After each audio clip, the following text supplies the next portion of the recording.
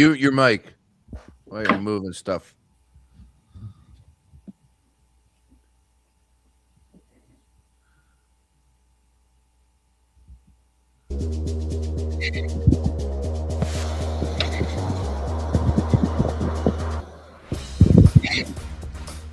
Sixers Celtics final 114-98. The game somewhat closer than what the final score would tell you. Good evening, late one here on a Sunday night. Sean Brace, Sean Bedard, Sam Ostry. Gentlemen, going to go ahead and hand the baton to you guys this evening. Your boy was snoozing till halftime, but here's the deal. Hey, I had a 6-year-old birthday party today. Then the Philadelphia Union ended up losing in the final minute, and I ended up on the couch like this. Yeah, we didn't hear from you in the chat, and we were getting a little worried. Woke up down by 12 at halftime, but again, just one of those stories to me that it felt like they were a little undermanned and taking on a good Celtics team where there are opportunities, especially in the fourth quarter, absolutely to make this a little bit tighter of a ball game. A lot of hero ball down the stretch. Just so frustrating that there's just nothing, it seems like, being dialed up at the most important time instead of like, hey, 1v4, and hopefully we can get a Hail Mary, like throw it up, layup or something from inside the lane. But the boys were fighting. VJ's kicking people in the head, front row. It's great to be with you. Sean Bernard, your thoughts on tonight's loss? Yeah, one where they just ran out of gas a little bit. That I think the reality is the only pathway to winning games like this was sort of the one that they took, that it's hang around, and try and steal it at the end. And they had chances to, but just really did not have enough. It's unfair to expect just perfect shooting games from Tyrese Maxey on a night in and night out standpoint. But tonight was a night where, especially in the first half, he didn't really have his touch whatsoever. And you see how slim the margin for error is when you are playing teams of the Celtics caliber. So I thought it was a valiant fight by the Sixers. It wasn't a matchup in which I'm embarrassed by their performance in any means, but ultimately did not have enough to get a positive result. Yeah, this wasn't the Knicks game by no means. 114-98. The number was 8.5, though, so that tells you what the odds makers were thinking. Of course, Joel Embiid will be out at least for 2 more after this, and this was just a big ass, Sam Ostry. We've seen them lay over a bunch without Joel Embiid, and so I thought that was at least a positive. We're going to start with some positives to take away, is that they did compete. I mean, they got down big in the first half, and then they came back in the second, had a pretty good third quarter. I thought they competed better than what we've seen in some of their recent games over the last few weeks without Embiid. I thought it was a really poorly coached game from Nick Nurse, which we can talk about. But the biggest thing was the rebounding battle. That's what we were talking about coming into the game, which the Celtics are the 5th best offensive rebounding team in the entire NBA. The Sixers are the 4th worst defensive rebounding team in the entire NBA. And then you look at how the rebounding numbers played out. 37 rebounds for the Sixers, which is a remarkably low number, to 59 for the Celtics. Out-rebounded by 22 by the Celtics. Second chance points, Celtics had 30 second chance points. Sixers had 10. So when you're talking about a better team and a better coach team in the Celtics, the margin for error is really slim. And that's what the Celtics do. They take advantage of the offensive glass to get extra shots. And they did that brilliantly tonight against a bad defensive rebounding team. And Andre Drummond's numbers look decent when you just look at the box score, but he got bullied all night, absolutely bullied on the defensive glass. And that was the biggest story for me. Yeah, we were talking about Keita, had 27 points, 10 offensive rebounds, 17 total. And for a lot of people out there, they're like, who? But he was dominant. You got Hauser, excuse me, no, I thought he had 10 rebounds. Yeah, I was a little off on that one. But still just domination as far as the glass is concerned. Jaylen Brown finished with 27 points to tie Keita as well in that category. Derek White goes for 21. Peyton Pritchard, 0 off the bench there. That's interesting stuff. But bottom line is, going up against a team like that, Boston, you have to have everything going in your favor, and they just did not. Over to Tyrese Maxey, just again, looking at the box score here. He finishes with 33, 12 of 34. Greatest performance, Sean Bernard. C- probably for Tyrese today, that I did not think this was a strong. And again, the numbers look good at the end of the game. He particularly struggled in the first half. I think he was 3 for 18 at halftime shooting from the field or something in that range right there. I also thought like his processing wasn't to the standard that we've kind of come to expect. That it felt like his timing was off, was a little rushed. The shots that he was taking as a whole, I just didn't love from Tyrese tonight. I thought he was very much in a score first mindset right from the opening tip, and obviously they need that from him. But I didn't think he had guys involved as a playmaker at the rate, which has been pretty commonplace in recent weeks. Not one of his better games, and I'm not going to say that was the difference, but I do think if they got a stronger punch from Tyrese, maybe we're talking about a bit of a different result in this game. Next game up will be Sixers and Spurs Tuesday night at Xfinity Mobile Arena. We'll talk plenty about that one. But Sam, VJ Edgecombe finished with 23, second in scoring as far as the Sixers are concerned. Pretty good game from the rookie in your mind? Yeah, VJ played well. I think on both ends he played really well. Tyrese Maxey just wasn't good, and he wasn't good at all. 12 for 34 from the field. That's 35%. He just didn't have it tonight, both from 2 and from 3, really. And this is what we've talked about all season without Joel Embiid, where they're a much better team with Embiid. We know that. That's obvious. But Maxey is so much better with playing alongside Joel Embiid. And the shots are so much easier and just more open in the space he gets playing with a guy like Joel Embiid. And he has to carry the scoring load. And when there's so much defensive attention on him, he struggled with efficiency a lot throughout his entire career, including this year, where he's been incredible all season. But without Embiid, and more defensive attention on him at this point of the season, where you saw it on the screen, they showed it at some point, the graphic, he's ran most minutes in the NBA. He's ran the third most miles in the NBA this season. So when he has that type of workload on him this year, and he doesn't play with Joel Embiid, he's not going to get a good looks, and that leads to inefficiency a lot of time. And that's what you saw tonight. He had to be great, both as a scorer and as an efficient scorer, and he just wasn't tonight. Yeah, look, we talked about that the one time where it's like, look, if he can go out there and give you 39, then that's how you give me the best case scenario and how this team without Joel Embiid will go on a run and ultimately win something come postseason time. And you have to say to yourself, like, Maxey goes for 40 a night, right? And that you can't have that expectation. But what you can have is a little bit better team around him. Yeah. And I'm clearly on that card as far as Daryl Morey and filling that out. And of course, Nick Nurse coaching a better game, especially down the stretches in fourth quarter where you have an opportunity where you go on a little bit of run, you bring it down to 6. And what it is you got what, two offensive rebounds, and you live with VJ as a shot clock's running down and 2 guys in his face, a heave from 3. It's just like, what are we doing right now?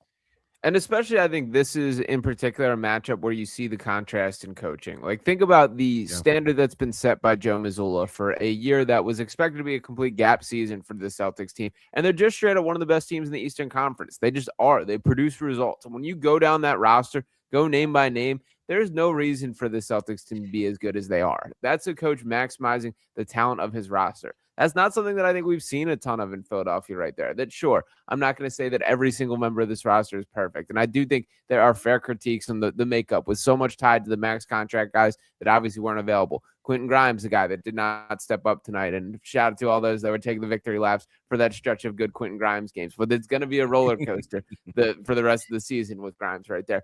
But there's just the Sixers are not maximized to the same level as the Celtics team. They fight above their weight class, and it does feel like the Sixers kind of sink down there sometimes. Let's stay on Nick Nurse for a second here, because you're right about the coaching matchup, which was really evident tonight. Yeah. This is what the Celtics do, what they did tonight, which is they are dead last in the NBA in total possessions, but they are third in field goal attempts per game. That's usually a big contrast, right? How's that happen? Or there's usually not that type of contrast.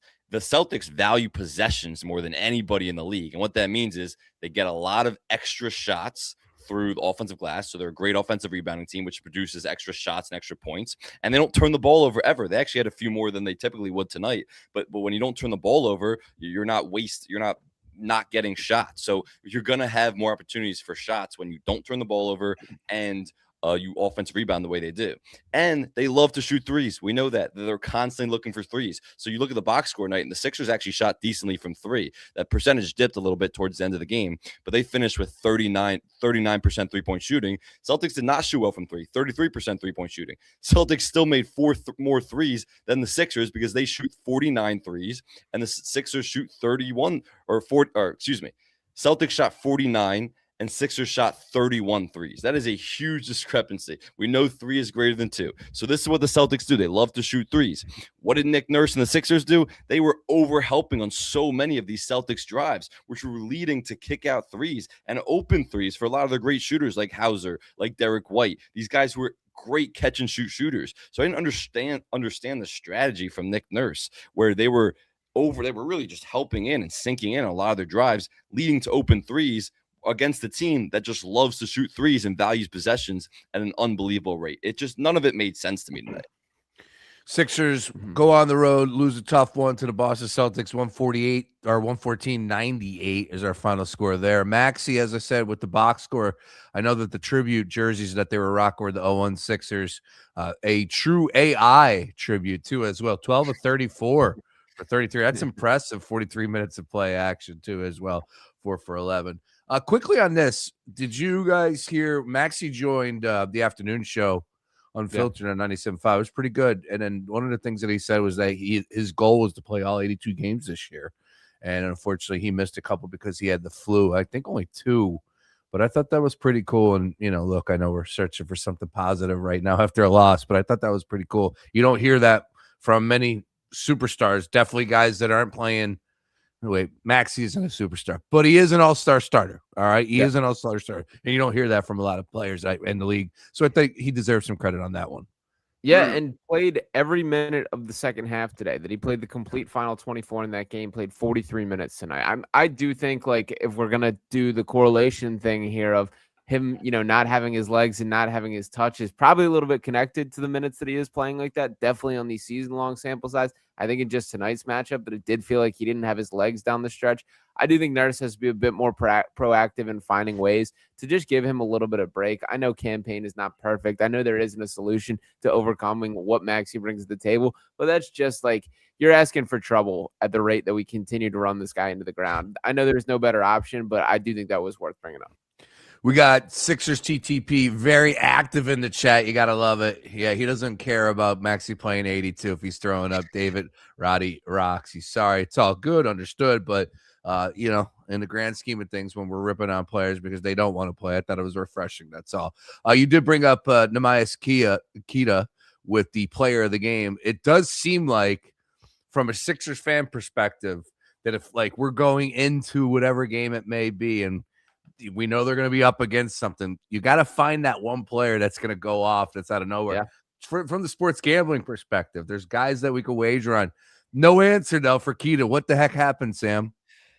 It was their plan coming in. They look at all the film with the Sixers, look at the numbers, and they go, the Sixers are a terrible defensive rebounding team. That's something the Celtics already do well, is they crash the offensive glass and create extra plays and shots off that. So that was the plan going in. And that's another Nick Nurse decision where, they don't have Embiid, and they're naturally a bad defensive rebounding team, even with Embiid on the floor.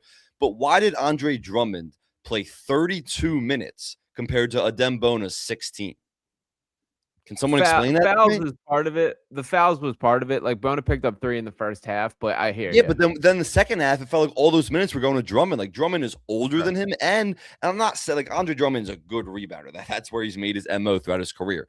But he's old now, and he was just getting bullied. Like, it wasn't working. It was so obvious how much success the Celtics were having on the glass, and that was their game plan. I guarantee you on the whiteboard coming out of the game in the locker room, number one thing was crash the offensive glass, and that's what they did. So it's like, give Adem Bona just a younger, more spry guy, athletic, stronger in a lot of ways. Give him some extra minutes. It shouldn't be Drummond playing twice as many minutes as him when you're getting killed on the glass.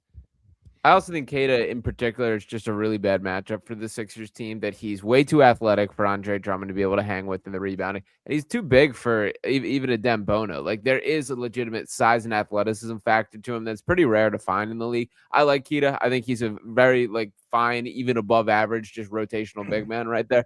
I think he's had a really nice season for the Celtics. And I think this is a particular guy that just is built to exploit that Sixers weakness specifically. All right, let's go player of the game. And then, of course, we got stat of the game. A lot to choose from as far as stats are concerned. Player of the game, though, slim pickings. But you could always go Boston. You could always go Missoula. You could go wherever you want. Yeah, I know the rules here. Are we only doing Sixers? I don't know the rules. No, man. There are no rules on Sixers wrap-up. None whatsoever. Player of the game to you, Sean Bernard. Yeah, the obvious choice to me here is VJ Edgecombe. That just incredible stuff. Absolutely fearless. He finished the matchup as far as statistically with 23 points, 5 rebounds, 3 assists, had 2 steals and a block as well. 3 of those rebounds being offensive there. 5-11 from three. Love that he's launched them at that level already. And it felt like a ton of moments in this game where it started to feel like the Celtics were beginning to run away with it. That it was VJ that was hitting that big time shot, the momentum shifting shot right there. The all out effort to save, jumping in the crowd, absolutely rocked. Like the hustle that he brings, the winning plays that he brings to the table. The Sixers just haven't had guys that get those type of rebounds and make those type of plays. So I love everything about VJ. He continues to grow on me, and I thought he was by far the Sixers' best player tonight. Sam? I'll go Dominic Barlow. I thought he contributed to the scoring load quite a bit. He's a really good offensive rebounder, got some putback opportunities through that. He's a really good cutter when guys are finding him, and he's kind of been struggling. But without Joel Embiid and without Paul George, you need somebody to carry the scoring load. And he had 14 points, 8 boards in 28 minutes, and 6 for 8 from the foul line. So I thought he had a pretty good game, which is encouraging because Embiid's not coming back for the next 2 games, and who knows how much longer after that. So that was pretty encouraging, as they're going to need guys to carry the scoring load, especially inside. My player of the game, he got credit a couple games ago. Kate pointed out that like the Sixers, when they challenge, they don't lose. And then here they were running down the stretch. Whoever that guy was again that's on the bench that tells them when to challenge and not to challenge, that's my player of the game. He was pretty flawless down the stretch. And the fact that they challenged when VJ went out and he was able to get that, I thought that was a pretty good. While we're talking about people sitting on the second row, should we talk about VJ Edgecombe leaping into the stands and smacking that girl with his foot? She literally will have, I don't know what type of shoes he wears. If it's Nike, she's going to have a swoosh on the side of her head tomorrow. Like, that's Heck insane. of a story, though. That's a sick way to show up to work with a black eye and be like, yeah, you'll never guess what happened to me here. Watching it live, I was like, oh my God, he just smacked her with his foot. And I didn't see zooming in on her. Number one, they zoomed in on her like about 40 times to show that little red mark. Yeah. She was smacked in the foot with that little red mark. I was watching where he ended up. I didn't see the foot until you texted it. I'm like, oh wow, he crushed her. And that was pretty cool. I mean, that's what I hate how tight everybody is on the court, whether it's fans or media on the baseline. I hate it. You want to give these guys a little bit of room because this stuff does happen. But you got to keep your head on the swivel. Putting that to the side, it was a heck of a play. And look, they gained possession, and because of that, you started talking to yourself like, all right, man, they're right there. If they can get a 3-pointer here, look out. Unfortunately, could not capitalize. But VJ gave it his all, and if I was being serious, VJ would get my player of the game there. Stat of the game, we'll come to that in just a second. Some other games around the league real quick. Oklahoma City ended up winning yet again. Jared McCain, I know we got to go ahead and throw out a Jared McCain stat every single time, but it was just on my timeline. Last 6 games, he's averaging 13.5, 49% from the field, 42% from downtown, 91% from the free throw line, averaging 19.9 minutes per game. Sean Bernard, is there a chance that we're going to look back? I asked Sam this on Saturday. Like, is this one of those deals that we're going to be looking back? Again, small sample size so far, but like maybe we're not making a big enough deal about Jared McCain being traded for what he was. And then we will be obviously in the offseason in years to come. Yeah, I've been the guy pounding my chest with that take since it happened. And I think this is a borderline fireable offense from Daryl Morey. That I really do think that this might end up being like the last straw this season as a whole, with that being a huge part of it. Because there's just the thing that I will always circle back to is you can't get me there with the logic from either direction. If you believe in this team, it wasn't to get an upgrade. It wasn't to get a player that can help this team right now. And if you don't believe in this team, or if you don't believe they're currently good enough to contend in his current construct, I don't understand punting on a 21-year-old kid who's shown promise in his second season that you selected. So I hated it from the moment it happened right there. I feel even worse as it goes on, as he's hitting big buckets for the defending champion Oklahoma City Thunder, running 2-man action with Shai Gilgeous-Alexander, and we're out here screaming about the lack of offensive options that the Sixers do have outside of Tyrese Maxey. So yeah, a terrible deal all around. It was bad at the moment and it already looks worse. Not good. He might be better than I would have originally projected when the trade went down. But I still am not going to back off from the fact that I do think they sold high because his stock was never going to rise as a Sixer. You can say he's a much better player than what he showcased as a Sixer, but his stock was never going to rise as a Sixer because, and you can say it's more the head coach than Daryl Morey. Head coach didn't like him, didn't think he could play defense, didn't want to play him, and didn't use him properly when he was out there. Sure. Even in the games he wasn't there, or some of the other stars weren't playing. Like VJ missed some time and Jared McCain got some run. Obviously, he got run when Paul George went down a little bit. He started playing better, but he wasn't being used in the way the Thunder are using him and what we saw how he was used last year, where he was relocating a ton off the ball, a ton of off-ball movement. He was just kind of as a spot-up guy, not moving off the ball a lot in the corner. So I think that's part of it, where you sell high on a guy if he's not, his stock won't rise on that team. But to that same exact point, to fight back on that, how many minutes would Jared McCain have played on the Sixers team tonight? How many minutes would he play tonight? 30? A lot. No, about Like, 30. I mean, the thing is, the coach didn't like him. So, like, even if there's opportunity for him, Nick Nurse was reluctant to play him no matter what. We need to hear more on why Nick Nurse didn't like him. I agree. Yeah, I'm curious. I think it's a basketball style thing. Like Nurse is so bullish on like need wings, need these athletic guys that are switchable, and none of that's Jared McCain. That he's very pure. And like that, he's a terrible defender. That's just no. Yeah. He was getting picked apart and not tonight's game. I didn't see tonight's game, but the game before that. But my point would be, I still reject that selling high concept when like there's very clearly a need for his skill set. Like I think he probably would have played 30 minutes tonight. VJ Edgecombe played 40. Tyrese Maxey played 43 minutes. That's 83 combined minutes by your starting backcourt. Grimes played 27 off the bench and was a ghost out there. Like we're screaming about guys that could actually generate offense. At least Jared McCain can do that. So I still hate the trade. It feels even worse already. But if a coach doesn't like someone, he's not going to play. And so I think it's more of a reflection of Nick Nurse than even a Daryl Morey. Sure. Well, I think this might end up being like a fireable offense for both of them is the way that I see this trending. We'll see how the rest of this year goes. Mean, it's too early for that. I don't know how either of these guys survive the end of the season. Yeah. Well, we'll see. Anything's possible as far as the playoff run. If, the Sixers are able to get in, they can make some noise, go on a little bit of a run, and everybody seems to forget everything that would take place throughout the course of the regular season, like Men in Black.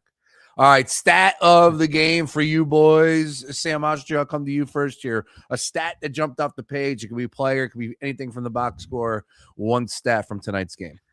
I said it earlier briefly, but second chance points. Celtics, 30 of them. 30 second chance points to the Sixers 10. That's a 20-point second chance point margin. If you cut that in half, even the Sixers might win that game. And obviously the Sixers end up losing by 16, but it was much closer than that. I mean, this was a 5-point game, very late in the game. So if you cut that second half chance points margin in half and the Sixers do a better job keeping the Celtics off the glass, then this is a completely different game. And so that was the Celtics plan going in. It's what I've been talking about all night.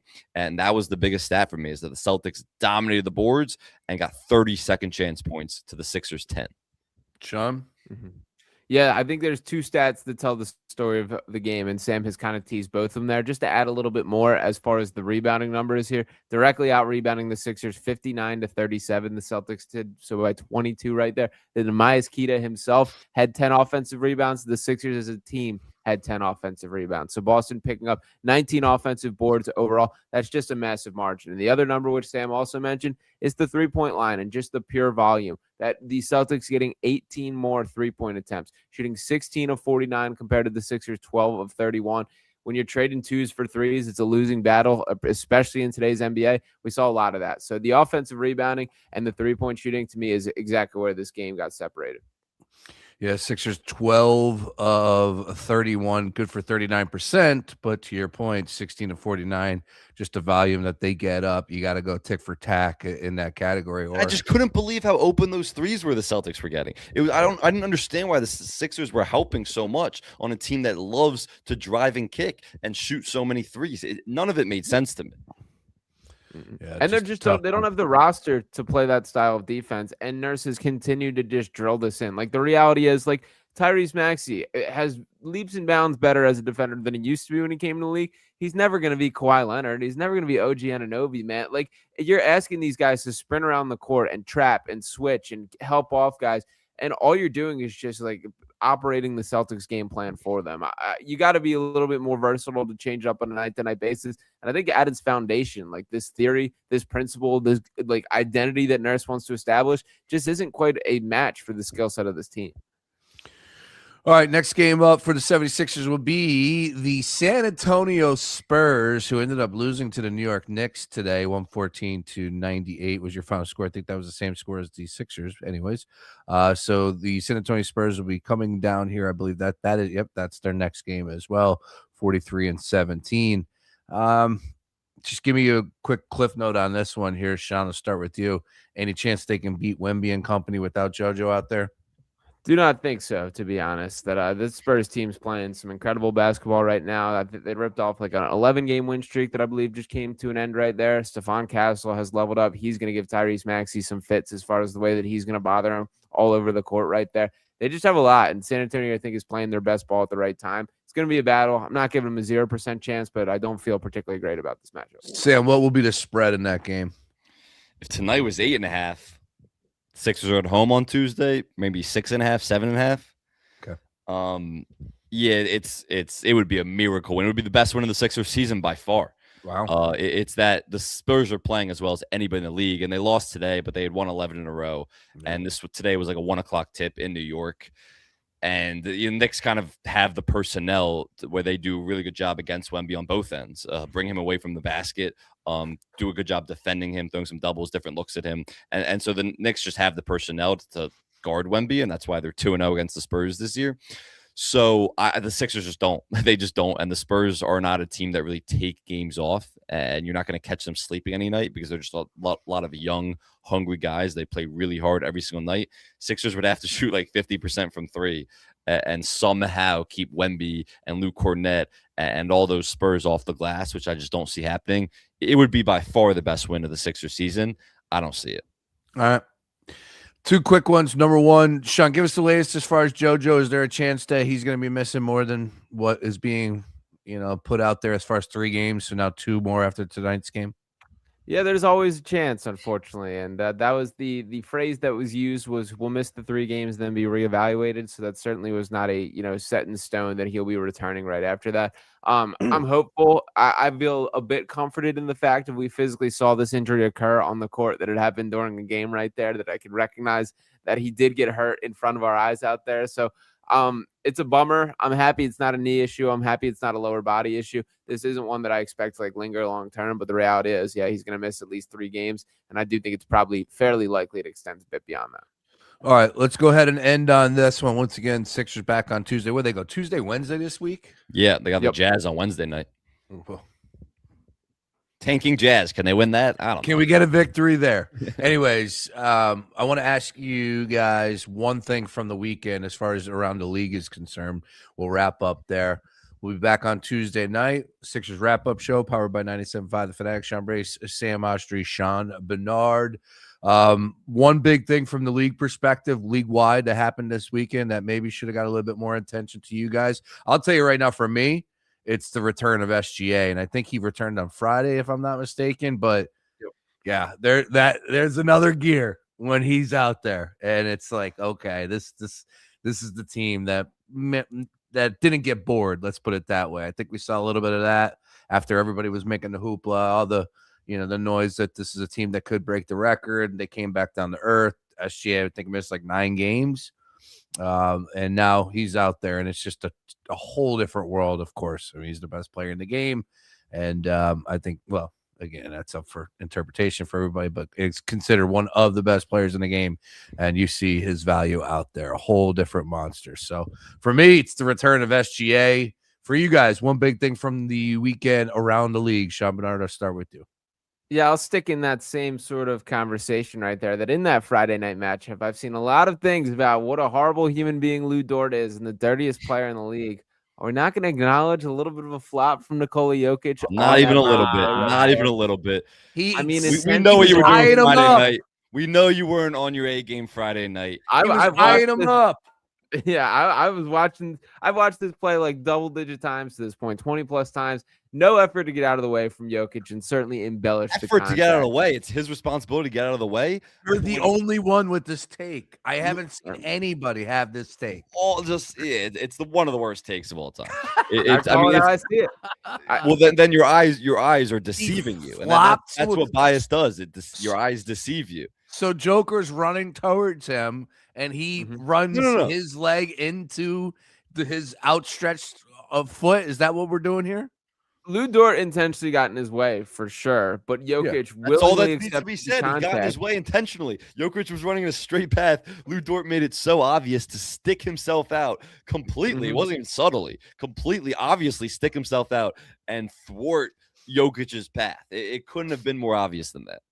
It was a foul. I do think the flagrant 2 was Thank you. extreme, and Thank you. I Dort shouldn't have done it, but Jokic also like welcomed it. Is the way that I would I describe think how mad he was shows it wasn't a flop. Because if he was flop, he'd be like, "Oh, I just got away with that. I don't care that much." He was pissed because he thought it was dirty, and that guy's a psycho when he's pissed. I would not mess with him or his brothers at all. Yeah, he is psycho. Sam, for you? The Cavs Pistons game early on that Friday night was one of the best games of the year. Number one. So I was watching on my couch. The horn, and I think it was the third quarter, the horn was going off in the stadium for 10 minutes, and it just wouldn't stop. I'd never seen it before. I took a video, I posted it. I was like, what is going on with this horn? Apparently, it happened at Unrivaled here in Philly. Really? So, because I was doing the Wings game, and that's a inside baseball conversation with the people that run operations down there. I saw it it was the ESPN game.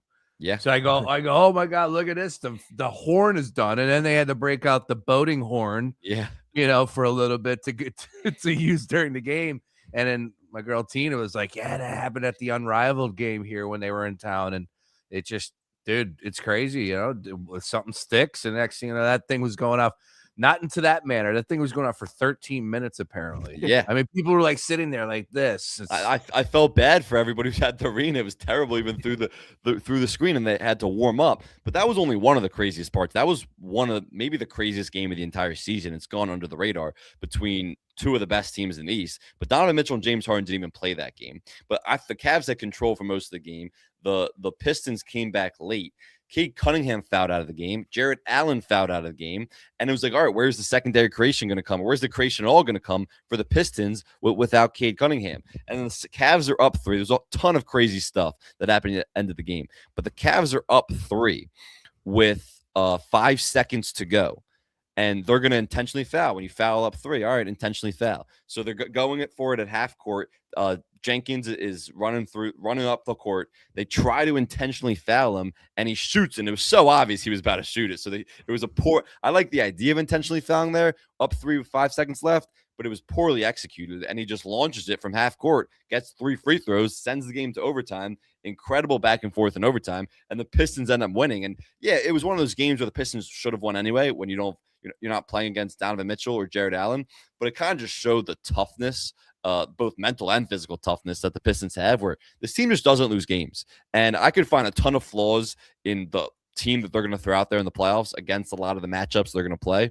But the reality is the team just doesn't lose games. They find a way to win so many games, and I think that's going to carry over to the playoffs, especially in a weak East.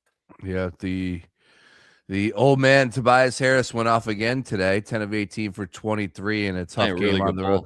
Yeah, he is playing really good ball. And then to your point with Cleveland, Harden played tonight, but no Donovan Mitchell. What's going on with Mitchell? Groin issue he's got. Ooh, that's not good. We'll see what happens there. All right. Anything else you want to get off your chest before we get out of here, Sean Bedard? No, I did want to make sure I slipped that Jokic take in there. So I've told Sam this well on record, but I'm just actively rooting for him to miss one game for the remainder of the year. That I want him to finish with 64 as the total would be something that would be, or 2 more games. Miss 2 is more. It 2? I thought it was 1. Okay. I thought it was 1 too. But nonetheless, I do not want to see him eligible for MVP, and I'm actively rooting for a little, rolled ankle or an illness or whatever the case. Just miss 1. All I got to finish is the Sixers are 21-11 with Embiid, 12-16 without him. They just need him to play, and it'll always be some injury. But they just need him to play basketball. It's as simple as that. I took a picture of this one TV show that was showing the MVP race. Yeah, so I got one game here. It's one game for Joker. He can miss one more game. 2 games, he's done. Correct. Okay. Okay. Gotcha. Yeah. So Shea is at 7. Cade's at 11. Victor's at 3. He can only miss 3 games. Luka could only miss 5, I believe. The weird part is that the Rookie of the Year is the only award where you don't have to play 65 games to still win it. So for some reason, Cooper Flagg and Con Knippel were favored, or were the co-favorites at -115 over the weekend, even though it should still be Cooper Flagg, despite him missing the last 6 or so games. And Con's been incredible, but it should still be Cooper Flagg. I don't think people even realize that this is the only award where that doesn't apply. So I think Cooper Flagg is the play, if that's the same odds as it was 2 days ago. Interesting. And he's not going to win it. I would like a little bit more VJ Rookie of the Year buzz than I've seen. I've seen none of it out there. He should be in the mix. He deserves to be in the conversation. I mean, most other years, he's definitely the Rookie of the Year. He's having that great of a season. It's such an incredible rookie class, and those 2 guys have been outstanding. Yeah. We got Kyle Fisher checking in. Sup, boys? What up, Kyle? Late night here. Sixers TTP is just, he's a maniac. Hopefully he's a dude. I don't know. Are you a girl? I don't know. But Sixers TTP is an absolute maniac.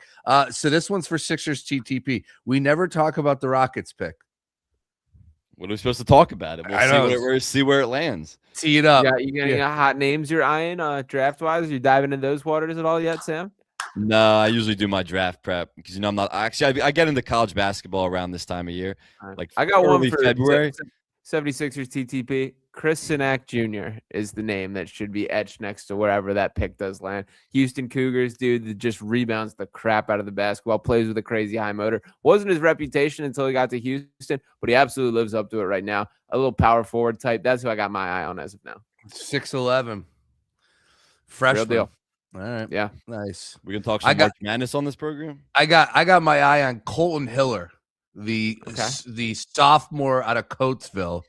That's where I'm at. He looks like Cooper Flagg to a little bit. Out of Coatesville, you mean a high school kid? Yeah, correct. Did you not see him today? Do you not know about this kid? No, I don't think I did. Yeah, he's the chosen one. He is he's nasty. But they played a game at St. Joe's today. What did they take out? I forget who they Plymouth PW, White Marsh? right? Yeah, PW. Correct. And they won. But this kid is just he's too smooth and he is that big of a dude. But he's only a sophomore, and I don't know where he's going to be playing next year if he stays, but he's a ton of fun to watch. And I know Beef and those guys were there in the building for today's game.